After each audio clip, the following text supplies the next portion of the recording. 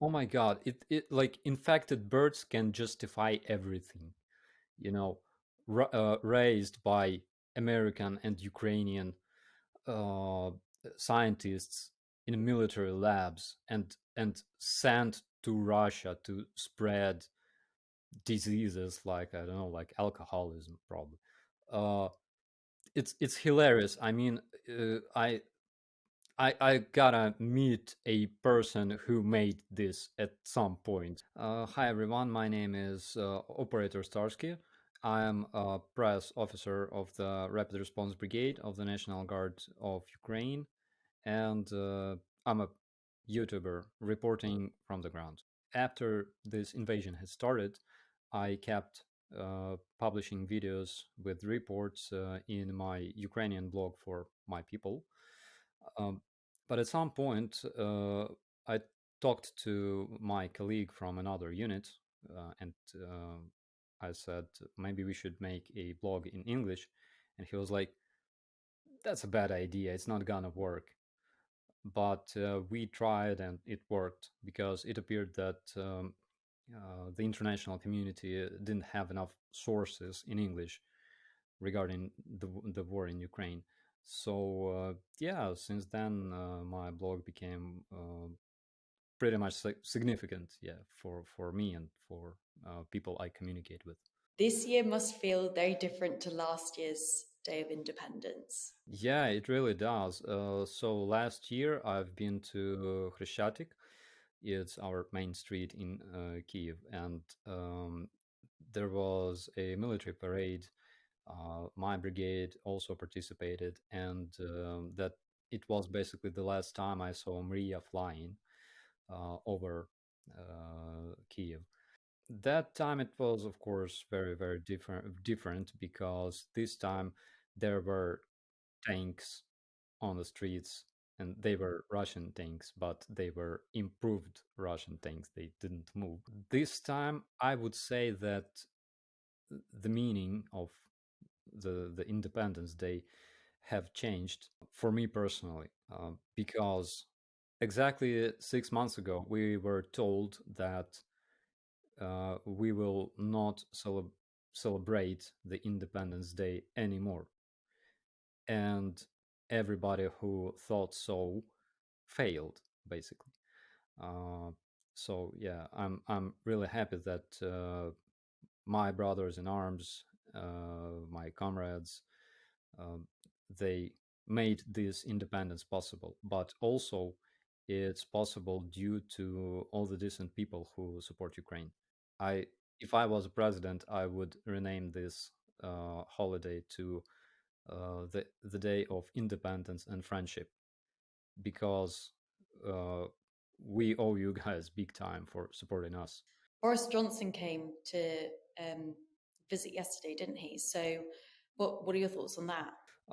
We are always happy to see Mr. Johnson. He's a great person. Actually, I think he's already in. He will be in the books of history. Um, and he's a big friend of our country, of course, because he was among the first public figures who made this support possible and who made this independence possible, pretty much. Just on a side note, I'd be interested to hear what are your thoughts about him resigning. I can tell you this: here in Ukraine, we don't have this habit of sticking our noses into the business in other countries. We think that you guys gotta deal with it yourself, unless yeah, unless we can help you somehow. So yeah, we totally respect your internal business. So, you last spoke to Times Radio in May, I think. So, how has the situation in Ukraine changed since then? I met a lot of um, foreign volunteers after that. Um, I met a lot of new friends. Um, I saw volunteers. For example, there's this IT hub called Lift 99 from um, Estonia, and those guys brought something like 90 vehicles from Europe to Ukraine, to Ukrainian armed forces, since the beginning of this invasion, which is absolutely amazing.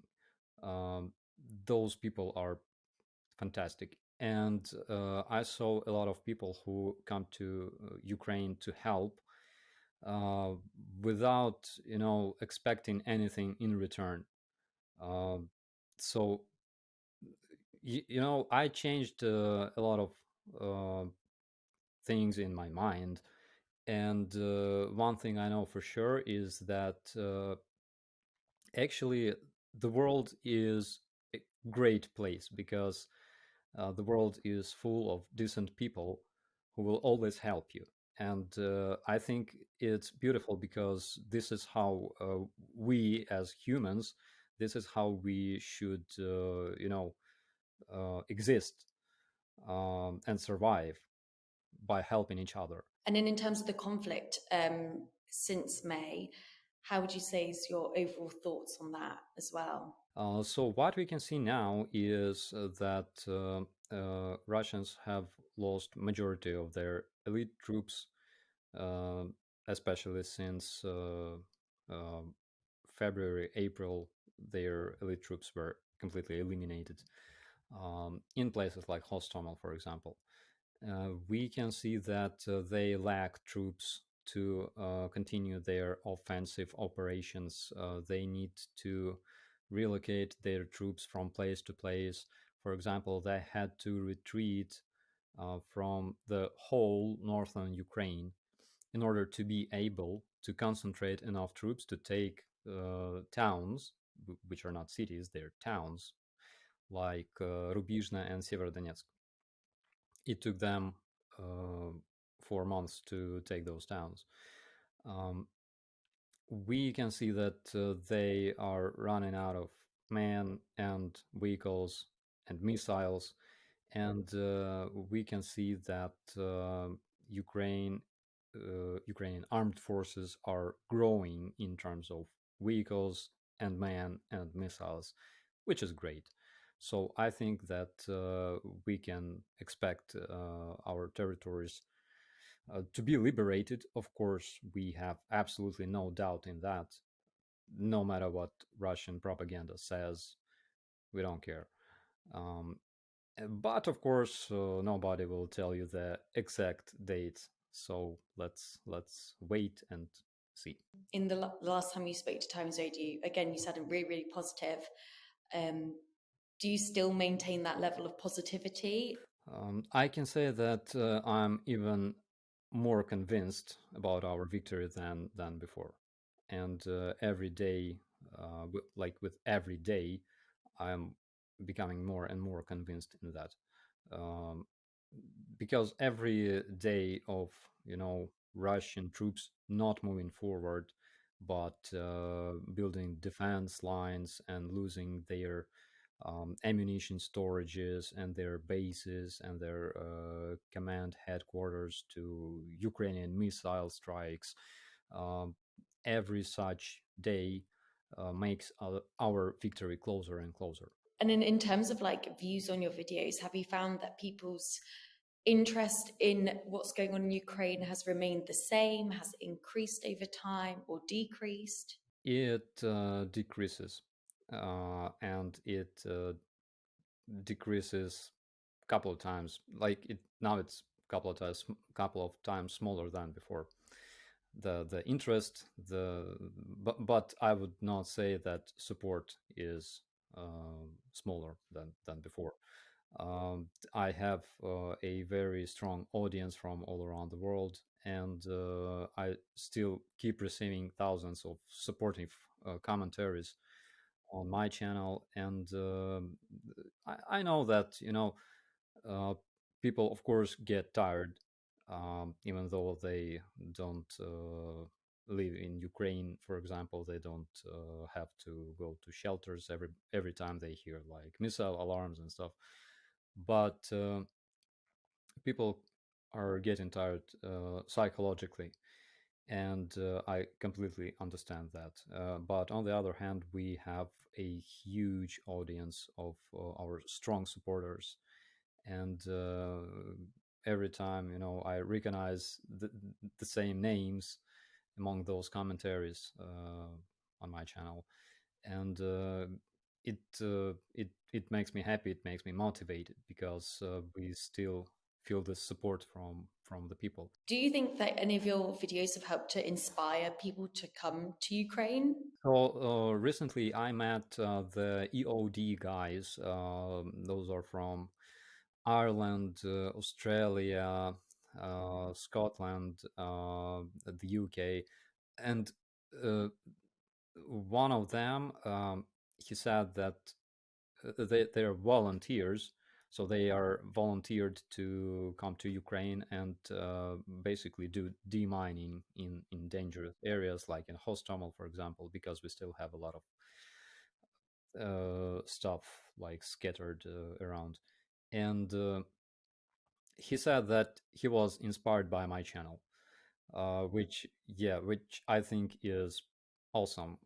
And what he does is awesome because my biggest respect always goes to uh, EOD guys, to people who make the land safe for people. Having such a big presence online, are you worried about how this could expose you to Russian forces?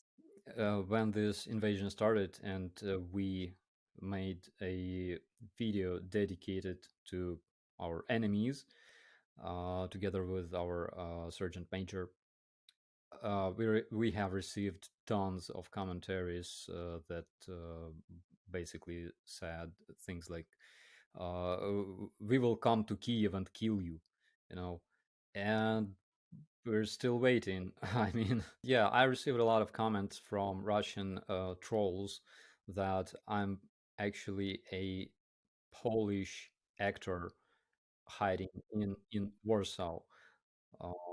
Yeah, that makes me happy every time I read such commentaries. And talking about disinformation, I remember back when this first started that my TikTok feed was just filled with videos that were either fake or they had like the wrong sound, stuff like that. But since then, that's really died down. Do you think that disinformation is still a bigger problem as it was back then? Yeah, of course. Of course, it is an issue. It's not as a big issue as previously, but it's still an issue. They still have a bunch of their agents of influence, for example, in YouTube. And of course, the biggest problem is not Russian propagandists. The biggest problem is that uh, people around the world keep watching their propagandists, which makes absolutely no sense. Because if we Google the Margarita Simonyan, she was a chief editor of Russia Today before it was blocked around the world. So she literally says, and it's available on YouTube with subtitles. She literally said that freedom of speech is dangerous for Russian Federation because those, meaning like Westerners, who made us uh, you know write this into our constitution about freedom of speech and uh, restriction of censorship. They all wanted Russia to disappear. So yeah, so freedom of speech is very very bad for Russian Federation in their opinion. That's why literally there's no sense in watching Russian media whatsoever. And I hope that sooner or later we will all understand this. On the other hand, of course, if we all stop watching Russian media, I will have zero ideas for my own videos on how to mock them, and make fun of them. Have you seen like their forms of disinformation evolve since the invasion started? They mostly changed topics. So at the beginning, they were saying that they came to fight Nazis in Ukraine and liberate Donbass from those Nazis. Then, after like all kinds of people came to Ukraine, I'm talking like International Legion, uh, all kinds of people of different races and religions and everything, uh, especially people from Israel. They changed their narratives, their messages, and they started saying things like, "Okay, we changed our plan, and we want to, demilitarize Ukraine." Now it's called demilitarization. And then they were asked, like, "Okay, you came to Ukraine to um, liberate Donbass, according to your statements, but what are you doing in such cities as Kherson or Kiev, right? Like Hostomel, and why are you striking cities like Lviv, that is basically next to Poland, and they changed their messages once again. They said that, okay, we changed our plans. We decided to capture whole Ukraine, because we want to demilitarize, your army, and everybody who makes who who is dangerous for our great Russian motherland, um, which is basically the whole world. So yeah, they are changing their topics, like their messages every single day, because they are professionals at that. Uh, a lot of people don't understand that Russians actually created such thing as propaganda, and they are pros in this. They you cannot compete with Russians in this field. Could you give me an example of a form of disinformation that maybe concerns you, or that, or maybe the opposite, you find is hilarious that's going around at the moment? Oh my god, it like infected birds can justify everything, you know, raised by American and Ukrainian uh, scientists in military labs, and sent to Russia to spread diseases like, I don't know, like alcoholism, probably.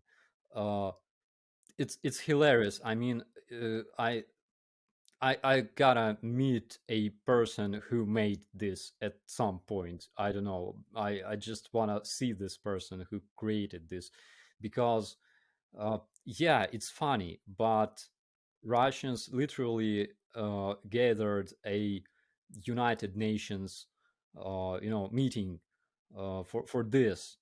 Oh my god! So yeah, infected birds, definitely. That's one of my favorite ones. Disinformation isn't new, but because of the rise of social media, it's meant that disinformation can spread further and faster than ever. So, you're just one person who's trying to combat this. Do you think that enough is being done by like the social media companies themselves to try and tackle Russian disinformation on their platforms? I think we can try harder, of course.